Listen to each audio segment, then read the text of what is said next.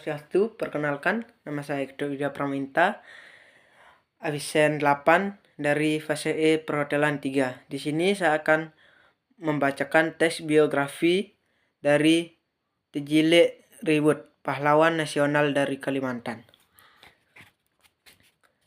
Agama Katolik, tempat lahir Kasongan, Katingan, Kalimantan Tengah. Tanggal lahir Sabtu 2 Februari 1918. Karir koresponden harian pemandangan,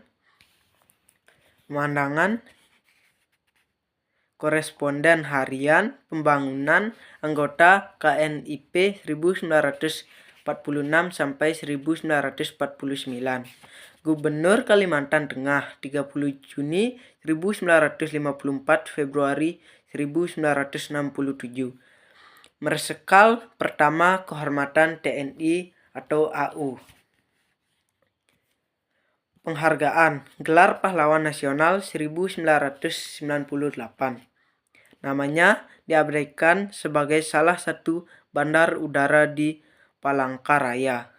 Buku Manakah Dayak Makanan Dayak 1949, Sejarah Kalimantan 1952, Maneser Panatau Tatuh Hiang 1965.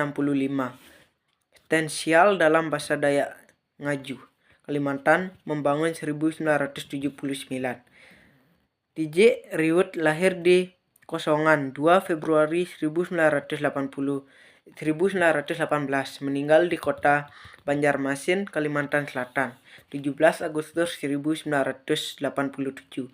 Pada umur 69 tahun, Tijile Riwut adalah seorang pahlawan nasional Indonesia asal Kalimantan. Ia mengikuti pendidikan tingkat SD, kemudian memasuki sekolah perawat di Purwakarta dan Bandung pada 1998. Dengan beberapa rekannya, ia mendirikan organisasi Bakat Dayak yang bertujuan meningkatkan citra masyarakat Dayak. Tak hanya aktif dalam bidang kemiliteran, sebagai seorang tentara, putra Dayak ini juga ikut berperan dalam pemerintahan dengan diangkatnya ia sebagai Gubernur Kalimantan Tengah di tahun 1958. Selain itu, ia juga berkontribusi di bidang kepenulisan. Ia pernah bekerja di harian Pemandangan, Pimpinan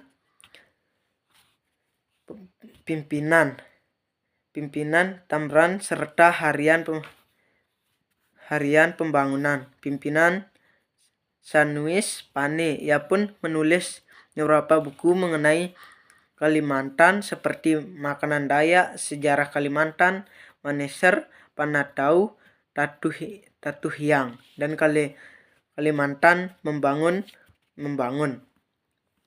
Sesudah kemerdekaan, ia berjuang bersama pemuda Kalimantan yang ada di Jawa. Rombongan demi rombongan pemuda dikirim ke Yogyakarta untuk menggerakkan perjuangan di Kalimantan. Salah satu rombongan itu dipimpin Mayor Tijile Riwut.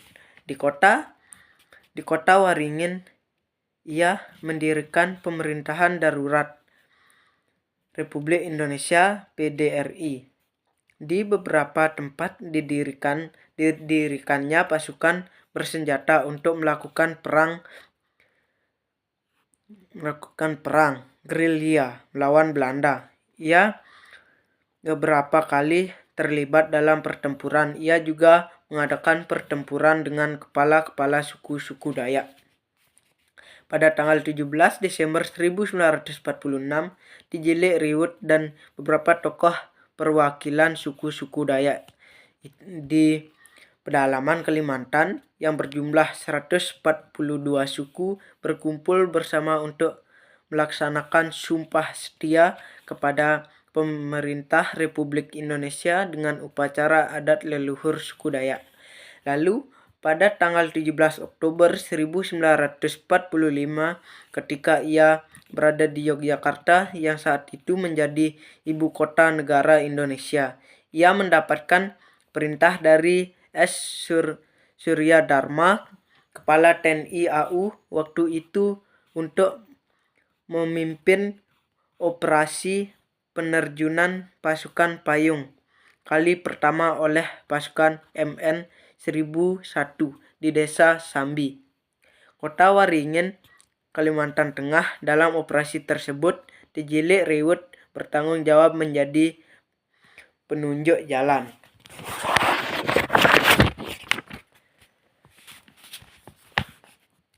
Bagi tim yang berjumlah 13 orang, 11 orang asal Kalimantan dan 2 orang Jawa, itu untuk mengenang peristiwa penting dalam sejarah Angkatan Bersenjata Republik Indonesia ini.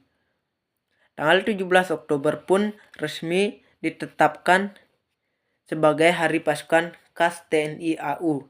Sesudah Perang Kemerdekaan berakhir, ia diangkat sebagai Wedana Sampit, kemudian Bupati Kota Waringin, dan akhirnya Gubernur Kalimantan Tengah. Ia berjasa membangun Palangkaraya sebagai ibu kota Kalimantan Tengah. Sebagai gubernur, ia berhasil meningkatkan kesejahteraan dan memajukan pendidikan penduduk Kalimantan Tengah. Ia pernah pula bertugas sebagai anggota DPR dan TPA. Auri menugerahinya pangkat Laksamana Marskal pertama kehormatan berkat jasa-jasanya di lingkungan Auri. Di masa pemerintahan B.J. Habibie, namanya pun diabadikan sebagai salah satu bandar udara. Di Palangkara, Tijile Riwut meninggal dunia pada 17 Agustus 1987 oleh pemerintah Indonesia. Ia dianugerahi gelar pahlawan nasional pada 6 November 1998 dengan dikeluarkannya Kapres No. 108 atau TK atau 1998. Sekian pembacaan biografi dari Tijile Riwut. Sekian, terima kasih. Saya tutup dengan Pramana Santi. Om Santi Santi Santi Om.